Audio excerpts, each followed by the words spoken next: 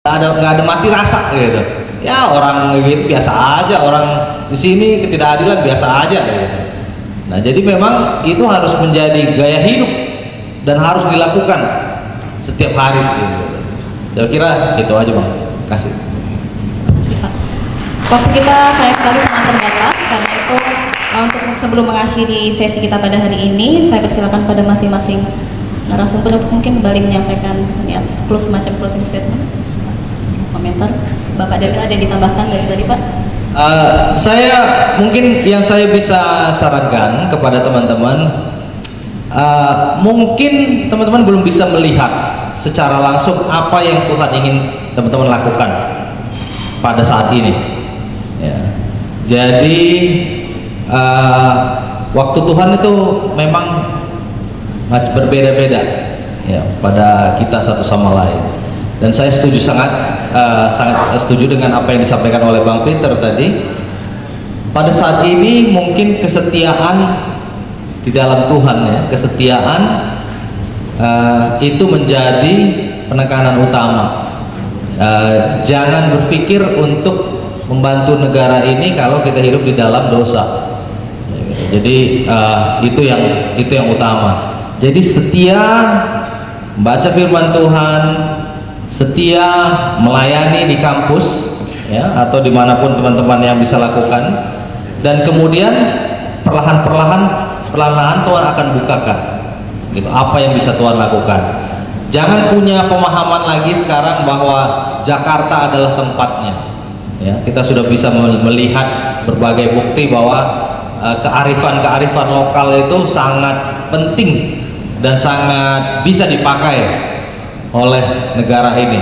Saya harapkan nantinya ada pemimpin-pemimpin baru, pemimpin informal atau pemimpin formal yang tumbuh di daerah.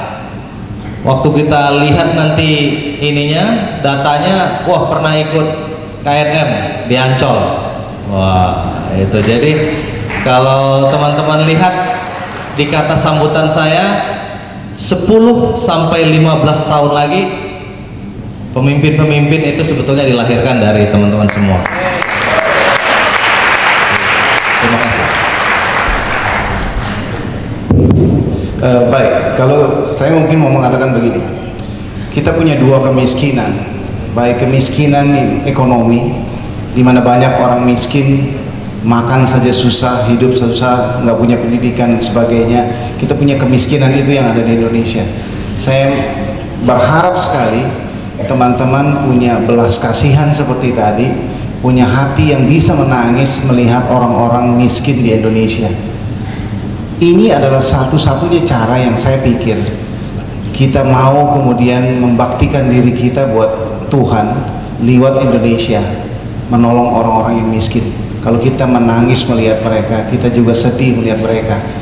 Tidak hanya kemudian melihat diri kita yang sekarang sudah jadi mahasiswa, sebentar lagi jadi sarjana, bakalan jadi orang intelektual yang hebat, nanti bakalan jadi orang kaya dan sebagainya, tapi tidak punya hati kepada orang-orang yang miskin ini. Yang kedua adalah kemiskinan yang tidak kalah pentingnya, dan saya pikir bahkan lebih penting adalah kemiskinan rohani. Kita bisa melihat begitu banyak orang yang hidupnya sia-sia, yang nggak tahu mau kemana. Kalau kita nggak punya hati seperti Tuhan Yesus yang melihat orang banyak dengan belas kasihan, kalau kita nggak punya hati untuk melihat begitu banyak hal yang bisa kita lakukan untuk membawa begitu banyak saudara-saudara kita di Indonesia ini untuk datang kepada Tuhan, maka kita juga tidak bisa mengatasi masalah apa-apa di Indonesia. Saya pikir pulang dari Kemnas, pesan saya hanya bawalah hati yang menangis melihat kemiskinan rohani ini dan juga kemiskinan secara materi dari bangsa ini, supaya pulang kita jadi berkat buat bangsa Indonesia. Terima kasih. Nah, kita patut bersyukur karena hari ini diskusi kita cukup kaya, meskipun waktu kita, sayang sekali waktu kita memiliki waktu yang sangat terbatas. Namun sebelum mengakhiri diskusi ini ada satu hal yang singkat yang ingin saya bagikan pada rekan-rekan sekalian. Ada seorang rekan di tempat saya bekerja mengatakan kepada mahasiswa yang beliau ajar, jangan pernah mudah percaya dengan buku diktat atau sumber-sumber yang kalian baca gitu. Artinya bukan semangat skeptisnya, tetapi semangat untuk mengkritisi apa yang pernah dia baca dan dia dengar gitu. Dan demikian pula ketika kita berada di forum seperti ini, Mari kita belajar untuk tidak menganggap semua yang kita dengar sebagai suatu kebenaran final, tetapi sebagai pribadi-pribadi yang berintelektualitas, kita mengembangkan sikap untuk kritis dan menjadi pribadi-pribadi yang terus mengasah kemampuan berpikir. Karena tidak bisa kita sangkal juga, seringkali kita terjebak di tembok-tembok persekutuan dan menikmati ibadah di dalam, tetapi kurang mengasah cara berpikir yang kritis, melihat perbedaan dan juga bagaimana menghargai perbedaan. Baik, terima kasih sekali lagi pada para narasumber. Mari kita berikan aplaus yang meriah dari narasumber.